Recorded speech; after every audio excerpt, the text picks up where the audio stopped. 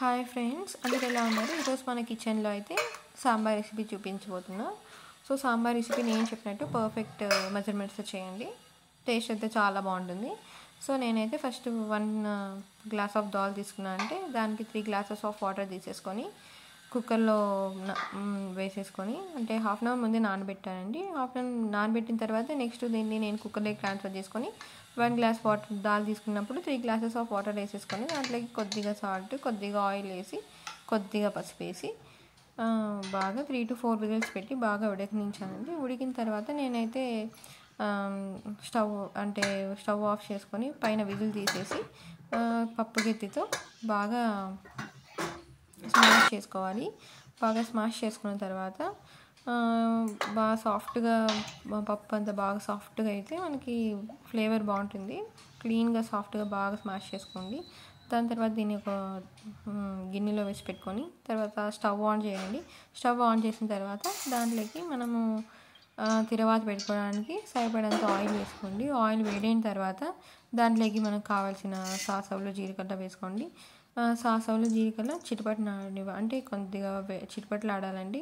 First సాసవులు బాగా చిటపటలాడితే కూర బాగుంటుంది అంటారు. సో అది అయిన తర్వాత దీంట్లోకి గార్లిక్ బాగా కచ్చా పచ్చగా దంచుకొని వేసేసుకొని దాంట్లోకి 2 బాగా ఎండుమిర్చి వేసేసుకొని కొద్దిగా కరివేపాకు వేయండి. కరివేపాకు వేసిన తర్వాత ఫ్రై చేయండి. ఫ్రై చేసిన తర్వాత కొద్దిగా ఇంగువ వేయండి.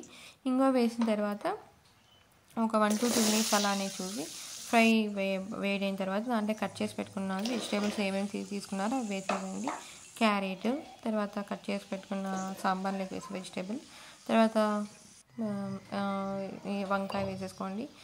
ఇంకా మీ దగ్గర టమాటో, కొద్దిగా పచ్చిమిరపకాయలు, మీరు ఏ వెజిటేబుల్స్ చేయాలంటే ఆ వెజిటేబుల్స్ అన్ని ముందు క్లీన్గా వాష్ చేసేసుకొని మనం తీసుకున్న స్లైసెస్లో కట్ చేసేసుకొని పెట్టేసుకోండి. దాంట్లోకి ఫ్రై చేసిన తర్వాత కొద్దిగా హాఫ్ అన్ అవర్ తర్వాత దాంట్లోకి సాల్ట్ వేసేసుకోండి. సాల్ట్ తర్వాత కొద్దిగా కారం, కొద్దిగా ధనియాల పొడి వేసి బాగా ఫ్రై చేయాలి. ఫ్రై చేసిన తర్వాత ఇంకా 1 టేబుల్ స్పూన్ కారం అయితే నేను లెగ్గా వేసుకున్నా. కొద్దిగా కారం వేసుకొని 2 టేబుల్ స్పూన్ ధనియాల పొడి అయితే వేసుకున్నా.